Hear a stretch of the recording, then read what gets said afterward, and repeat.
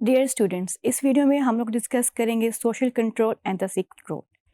As we know that medicine not only function as an institution of social control by defining individual either as a sick or as a biologically defective, but also by pressuring individuals to abandon sickness, a process first recognized by Talcott persons. Person was the famous sociologist जिसने first time recognize किया illness को as a deviance. For his perspective, उसके perspective के हिसाब से कि अगर कोई इंसान इल है तो उसको हम उसकी रेगुलर एक्टिविटीज से टू सम एक्सटेंट लीव दे देते हैं. फॉर एग्जांपल, अगर कोई इल है तो वो हम उसको कहेंगे कि आप अपने ऑफिस आने की ज़रूरत नहीं है, आप घर बैठ के रेस्ट करें. अगर कोई बच्चा इल है तो हम उसे कहेंगे कि there is no due to give exam, आप घर बैठो और अपने आप को रिकवर करो. सो इससे टेलकॉट का पर्सन का ये पर्सपेक्टिव था कि अगर इलनेस को हम लेते हैं तो इलनेस जो है, बिकॉज एवरी पर्सन का, हर किसी पर्सन का एक सोशल रोल है आपकी सोसाइटी के अंदर, और अगर इलनेस के थ्रू हम उनको डेविएंस देते हैं तो जो सोशल स्टेबिलिटी है वो आपकी डिक्रीज हो जाती है. But on the other hand person ने ये कंसेप्ट भी दिया कि इलनेस से आपकी जो सोशल स्टेबिलिटी है वो इंक्रीज भी होती है. वो कैसे इंक्रीज होती है कि अगर एक पर्सन जो है वो कंटिन्यूस काम करता रहे, ऑब्वियसली आप उसकी सिकनेस को कंसीडर ना करें तो उसकी प्रोडक्टिविटी उस तरह से नहीं होगी. अगर उसकी आप सिकनेस को कंसीडर करेंगे, उसको प्रॉपर ट्रीटमेंट देंगे तो माइट भी उसकी प्रोडक्टिविटी इंक्रीज हो. तो उसने कहा जी इलनेस जो है इट्स लाइक अ फंक्शनलिज्म की तरह है, जिस तरह बॉडी एक जो है आपकी पूरी बॉडी होम्योस्टैटिक इन्वायरमेंट में काम कर रही होती है और बॉडी आपस में कोहेरेंट होती है. इसी तरह एक फंक्शनलिज्म का कंसेप्ट उसने दिया कि एक society is like a homeostatic environment और सारी सोसाइटी आपस में म्यूचुअली लिंक्ड है. इसको उसने फर्दर किस तरह से कुछ 4 कंसेप्ट्स में, पोस्टुलेट्स में पर्सन ने इसको फर्दर डिफाइन किया. So person was one of the first sociologists to recognize that illness is a deviance.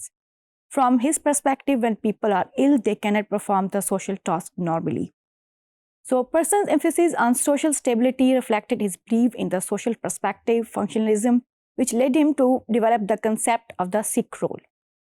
So अगर हम इसके पर्सन के टेलकॉट पर्सन के सिक रोल के कंसेप्ट को फर्दर देखते हैं तो उसने जो फंक्शनलिस्ट एनालिसिस दिया, illness as a deviance that threaten social stability, the sick role summarize social expectation regarding how society should view as the sick and how the sick should behave.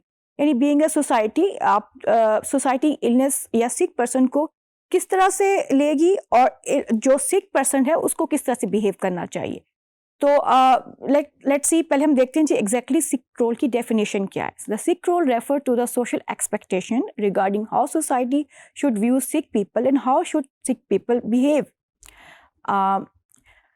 जो 4 postulates थे Talcott के रिगार्डिंग the sick role, that was the sick person is considered to have a legitimate reason for not fulfilling his or her normal sick role. अगर हम देखते हैं कि कोई पर्सन इल है तो आप उसको इंस्टेड ऑफ कि आप उसको कहेंगे you are fired from the job, आप उसे जॉब से फायर नहीं करते, आप उसको सिक लीव देते हैं कि घर जाओ, जाके रेस्ट करो, अपने आप को रिकवर करो और दोबारा अपने काम पे आओ. जो उसका सेकंड पोस्टुलेट है पर्सन्स का, he said sickness is considered beyond individual control, something for which the individual is not held responsible.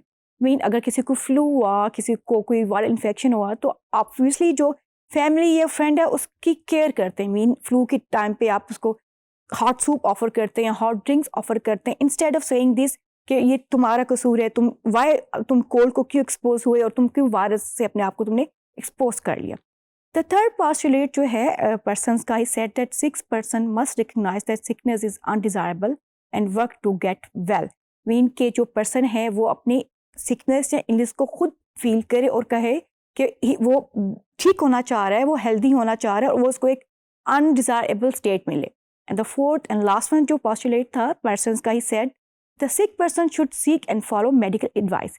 Mean अगर आप देखें हमारी सोसाइटी के अंदर इसको कहा जाता है अगर कोई पर्सन सिक है और वो इल है तो उसको प्रॉपर मेडिकल एडवाइस लेनी चाहिए, अपनी ट्रीटमेंट करानी चाहिए, अपनी डायग्नोसिस करानी चाहिए. इट्सपेक्टिव ऑफ दैट अगर कोई पर्सन इस तरह से काम नहीं करता, mean if he she is suffering from an illness और वो मेडिकल ट्रीटमेंट नहीं लेता, डायग्नोसिस नहीं करवाता, तो आप शायद उसके जो बिहेवियर है उसको नॉर्मल नहीं कंसीडर करते. आप कहते हैं इसका बिहेवियर नॉर्मल नहीं है, is not taking any medical prescription for his or her illness. तो ये तो सिक रोल का कंसेप्ट था जो कि पर्सन ने हमें डिफाइन किया. But there are certain critical, कुछ क्रिटिक्स ने उसके ऊपर बहुत ज़्यादा क्रिटिसाइज किया, कुछ अदर सोशियोलॉजिस्ट ने. सो जो सबसे पहला क्रिटिसिज्म आया इसके पर्सन्स के सिक रोल के ऊपर वो ये आया Deviance is necessary for social change. Studying social group agent is important. Sick role model does not fit chronic or stigmatized conditions, ignore class, age, gender and race, and confuse illness with patienthood. उन्होंने कहा जी ठीक है, इसका person का concept is good, but इसका जो concept है ये सिर्फ फुलफिल कर रहा है जो आपकी एक्यूट कंडीशन है, लेकिन व्हाट अबाउट द क्रॉनिक और स्टिग्मेटाइज कंडीशन. चले आप किसी पर्सन को तो कह सकते हैं जिसको कोल्ड है कि फ्लू है, उसके ऊपर सिक रोल आता है, but what about the person who is suffering from HIV या who is suffering from epileptic disorder, वो क्रॉनिक डिसऑर्डर है, उसके ऊपर ये लोग फुली फिट नहीं हो रहा है. सेकंड जो क्रिटिसाइज किया गया, उन्होंने कहा जी पर्सन ने एज को, क्लास को, जेंडर को अपने मॉडल के अंदर इतनी प्लेस नहीं दी, because we all know that class का बहुत रोल है सिकनेस के ऊपर, age is very important factor, elderly people जो हैं they are more prone toward certain disease, gender exactly female जो हमारी फीमेल्स हैं they are more prone toward certain disease. तो उन्होंने कहा कि जी दे आर सर्टन जो क्रिटिक्स थे कि पर्सन ने जो इम्पॉर्टेंट कंसेप्ट है एज, रेस, जेंडर, इसको अपने मॉडल के अंदर फिटिंग नहीं किया और उसने कंफ्यूज किया इलनेस को विद पेशेंटहुड. मीन उसने कहा पर्सन ने अगर कोई पर्सन इल है तो ये उसका बिहेवियर है, मतलब उसने ये नहीं देखा, उसने पेशेंटहुड को कंसिडर नहीं किया. Might be there are some reasons, social reasons, economical reason, और might be there are some other factors जिसकी वजह से वो जो पेशेंट है वो उस तरह से मेडिकल के साथ कंप्लायंस ना कर पा रहा हो.